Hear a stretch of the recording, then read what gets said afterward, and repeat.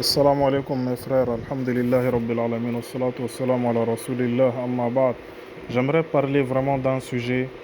Nous sommes tous dans cette vie-là attirés par plein de choses. On est attirés par les belles voitures, les belles maisons, euh, tout ce qu'il y a de beau. La femme par une belle bague, un beau bijou, etc., des beaux vêtements, c'est normal. C'est normal. Mais est-ce qu'on s'est posé une question? Si jamais on est déjà dans l'au-delà, est-ce que vous pensez que vous ne serez pas dans l'au-delà aussi attiré par les belles choses? Wallah, vous le serez. Vous le serez vraiment, vraiment. Vous serez attiré par ces belles choses. Et dites-vous une chose. Quand vous êtes attiré par ces belles choses dans cette vie, dans l'au-delà, ça sera la même chose. Et vous voudriez aussi avoir comme les autres. Surtout si vous allez voir certains, on va leur distribuer des beaux vêtements, comme dans cette vie-là, des belles maisons, etc., etc.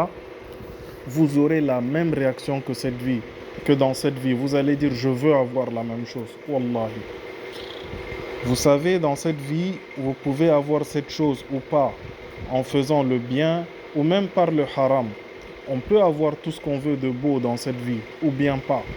Mais dans l'au-delà, ce qui est sûr, c'est que vous ne le pourrez l'avoir que parce que Allah a agréé comme prière, comme jeûne, comme pèlerinage, comme tawhid, comme lecture du Coran, comme tout ce qu'il y a à faire dans l'adoration que Allah a accepté, c'est ça qui va se transformer de l'autre côté en belles choses. Dis-toi que si dans cette vie, tu fais la concurrence avec les gens pour avoir le beau et qu'on parle de toi, wallah, de l'autre côté, les choses, non seulement elles seront plus belles que dans cette vie, mais ta concurrence, ta volonté de concurrence va être encore plus grande. Tu vas même dire, qu'est-ce que je faisais dans cette vie? Pourquoi je n'ai pas investi pour que j'ai aussi des belles choses que tel monsieur? Vous aurez une concurrence. Allah a dit dans le Coran, فَلْيَتَنَافَسِ الْمُتَنَافِسُونَ, c'est-à-dire que ceux qui font la concurrence n'ont qu'à le faire. C'est dans la sourate Al-Mutaffifun.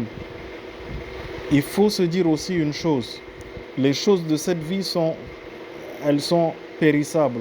Dans l'au-delà, rien n'est périssable. Les choses sont là, plus beau et inimaginable. Donc, si tu fais une prière maintenant, cette prière est un investissement pour avoir cette belle chose dans l'au-delà. Par exemple, les 12 prières de la journée, hein, ça c'est quelque chose où le prophète sallallahu alayhi wa sallam a dit qu'elles vont...